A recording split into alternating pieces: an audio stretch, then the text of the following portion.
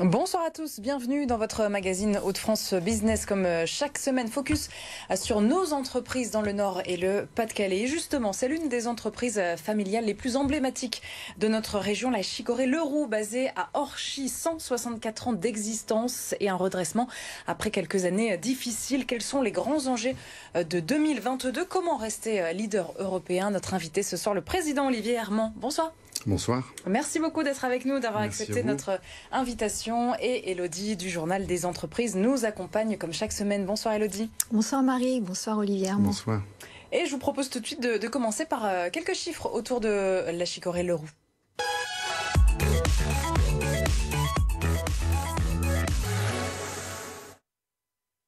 Alors c'est 120 salariés chez nous dans la région, un chiffre d'affaires de 30 millions d'euros l'an dernier en 2021. Et puis on le rappelle, à la Chicorée c'est une plante, 200 planteurs, 1300 hectares cultivés chez nous. Alors en 2018 et 2019, l'entreprise a connu quelques mois un petit peu difficiles. Ça s'est traduit comment concrètement à l'époque ?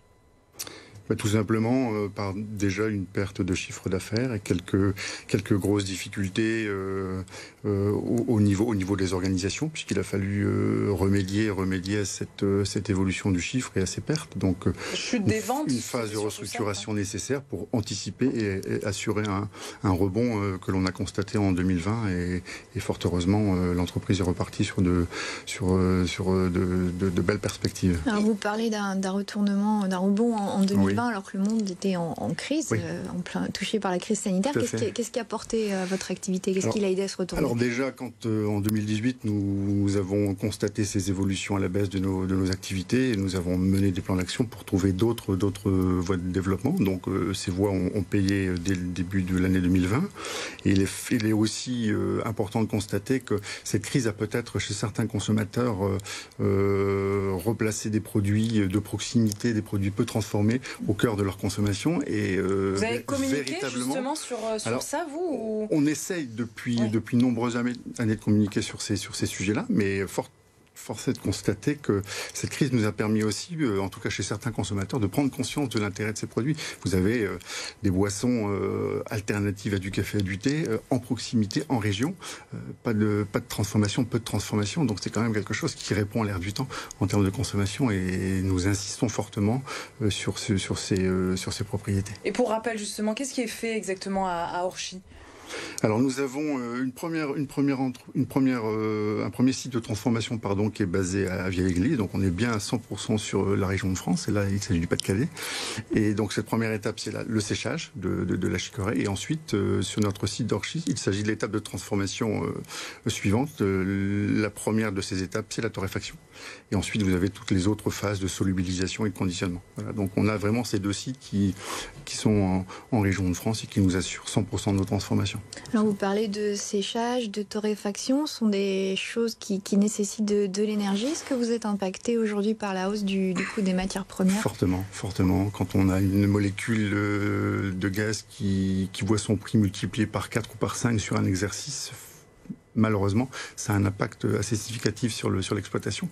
Je ne parle pas en pourcentage, je parle en millions d'euros d'impact sur l'ensemble de notre exploitation. Donc il est important que les pouvoirs publics nous aident à trouver des solutions ou qu'il y ait une forme de stabilisation de ce prix de la molécule, parce que je pense que ça sera à terme compliqué pour quelques entreprises. Est-ce que vous ne pouvez pas le reporter sur le prix du produit fini? C'est à ces niveaux-là de hausse tarifaire, de hausse de prix de la matière, c'est impossible d'avoir une hausse tarifaire en conséquence. On le vit bien d'ailleurs en ce moment avec les négociations avec nos clients et dont les distributeurs.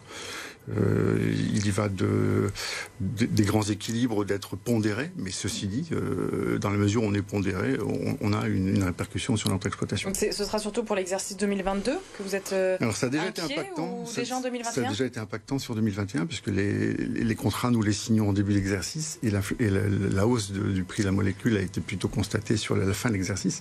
Donc on a déjà, si vous voulez, supporté en 2021 ces hausses et on se prépare à les supporter en 2022. Et ça devrait impacter la rentabilité de l'entreprise ou sur l'exercice? Indéniablement la rentabilité de l'entreprise, mais on a plutôt nos efforts concentrés sur la hausse du chiffre d'affaires, sur les valorisations de nos produits, nos mix, ce qui permet, je le pense et j'en suis quasiment sûr, de gommer une partie de cet impact. Les prix de l'énergie aussi, vous êtes concerné directement? directement. Le gaz ? Le gaz, un peu moins l'électricité, mais le gaz, c'est quelque chose, comme je le disais, qui est très, très, très impactant sur notre exploitation. Et vous avez bénéficié du plan de relance aussi récemment. Qu'est-ce que vous avez obtenu comme montant et ça va vous servir à quoi? Alors, ce qui est important de souligner, c'est que ce plan de relance, cette mobilisation s'appuie sur une nouvelle stratégie qui a été écrite, un nouveau business plan qui a été structuré. Et le plan de relance avait pour objectif de nous permettre d'accélérer la mise en œuvre de ce nouveau business plan. Donc, nous allons avoir une mobilisation de ces subventions pour de la décarbonation de nos sites. On en parlait juste à l'instant. L'impact de l'énergie est significatif, donc il faut se préparer à consommer moins et à consommer mieux. Donc ça c'est un point important et c'est une responsabilité pour l'entreprise Leroux. Donc ça c'est le premier point. Nous avons aussi des modernisations de nos installations et nous avons aussi des investissements liés à nos nouveaux développements dans le domaine de l'ingrédient pour permettre justement à cette entreprise de vivre d'autres développements et de bons développements. Vous êtes leader sur le marché européen, c'est toujours l'objectif pour 2022 ?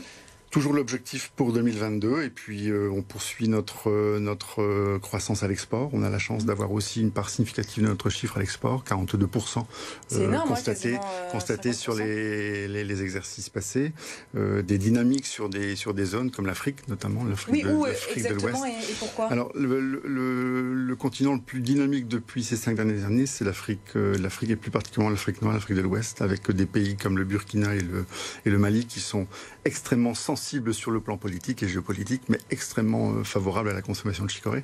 Et nous avons la chance de collaborer avec de nouveaux distributeurs qui ont une vraie dynamique marketing sur leur territoire, ce qui accélère énormément les ventes de l'entreprise. Donc là. Et il la consomme sous quelle forme? Sous forme de boisson? Boisson chaude, à l'identique de ce que nous avions l'habitude majoritairement de consommer il y a 30 ou 40 ans. Donc c'est essentiellement du grain, un produit torréfié. Mais nos consommateurs africains évoluent aussi vers des produits un petit peu plus sophistiqués comme le produit soluble. Donc on a vraiment une belle performance sur cette zone et c'est vraiment un plaisir de les voir consommer ces produits. Des investissements industriels peut-être à venir? Oui, un investissement autour de ces nouveaux ingrédients. Alors, pour des raisons de confidentialité, je me permettrai de ne pas les développer, mais on est vraiment très très confiant sur l'intérêt de certains de nos ingrédients dans des domaines où certains améliorants synthétiques sont utilisés. Donc, nous allons orienter notre développement sur ce concept clean label et permettre aux industriels d'avoir des formulations beaucoup plus propres. Chicorée Leroux, c'est une très vieille dame qui a plus de 100 ans. Qu'est-ce qui continue à porter la croissance aujourd'hui? Qu'est-ce qui suscite l'intérêt autour de vos produits? Alors, je pense qu'il y a une grande force pour l'entreprise Leroux, c'est d'être multisegment. Nous avons la capacité d'être à la fois positionné sur des segments où la marque s'exprime, mais on est aussi bien positionné en business to business avec certains grands comptes. Nous avons aussi la possibilité de nous exprimer dans l'alimentation animale comme dans l'alimentation humaine. C'est une diversification, ça, c'est ça. Tout à fait. Et nous avons la chance, comme je le disais tout à l'heure, d'être à la fois présent en domestique et à la fois présent à l'export. Donc c'est un peu la multitude de segments sur lesquels l'entreprise est positionnée qui lui permet de passer les années. Et je l'espère encore très longtemps. Et vous misez sur le bio aussi, sur les produits bio, que ce soit en marque de distributeur ou en marque propre. Voilà, tout à fait. C'est quelles ambitions au niveau du bio? J'ai tendance à considérer que le Leroux, vu la transformation assez simple de ses produits et vu le sérieux de ses agriculteurs, avait une culture extrêmement raisonnée et des produits extrêmement safe. Là, on est vraiment à répondre à une demande d'un consommateur et d'un produit biologique. Donc, en effet, nous avons quatre produits proposés depuis 3-4 ans avec des belles performances. Ça marche bien, oui, bien sûr. Ça représente sur la partie des ventes en grande distribution 10% l'espace de 3 ans de notre chiffre d'affaires. Donc, ça prouve que globalement, l'entreprise sait répondre aux attentes des consommateurs. Merci beaucoup, Olivier Armand, président de la Chicorée Leroux. Un dernier petit mot peut-être en termes de recrutement. Est-ce qu'il y a des choses de prévues rapidement pour cette année? 120 salariés, on le disait. Voilà, énormément de conversions de certains intérimaires en contrat à durée indéterminée. Et nous sommes, depuis à peu près 6 mois, en montée en compétences avec des profils très techniques et c'est très bien pour l'entreprise. Merci beaucoup. On continue bien sûr tout de suite avec l'actualité du Journal des entreprises.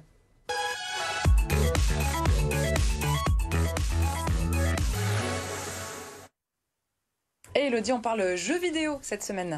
Oui, je voulais parler de l'éditeur de jeux vidéo lillois Nacon qui vient tout juste de réaliser la plus importante acquisition de son histoire en rachetant le studio allemand Daedalic Entertainment pour un montant de près de 53 millions d'euros. Donc fondé en 2007 et basé en Hambourg, ce studio allemand a développé plus de 90 jeux vidéo et il emploie 87 salariés. Alors c'est quoi l'objectif de cette opération ? Alors avec ce rachat, Nacon se renforce dans l'industrie du jeu vidéo. Le studio lillois ambitionne de devenir d'ici 2025 le leader mondial des jeux vidéo qui sont dits milieu de gamme. Et pour donner corps à cette ambition, Nacon avait d'ailleurs levé 100 millions d'euros en bourse en 2020. Nacon qui annonce un chiffre d'affaires de 180 à 200 millions d'euros sur son exercice de 2022. Merci beaucoup Elodie. Merci. Une estimation aussi de votre chiffre d'affaires pour 2022 ou c'est un peu tôt pour l'euro ? Plus modestement, passer de 30 à 32 millions d'euros. 32 millions. Ok, ça marche. Merci beaucoup Elodie. À la semaine prochaine pour un nouveau numéro de Hauts-de-France Business. On se retrouve demain, mercredi, pour parler emploi, comme chaque semaine avec Randstad qui est basé à La Madeleine.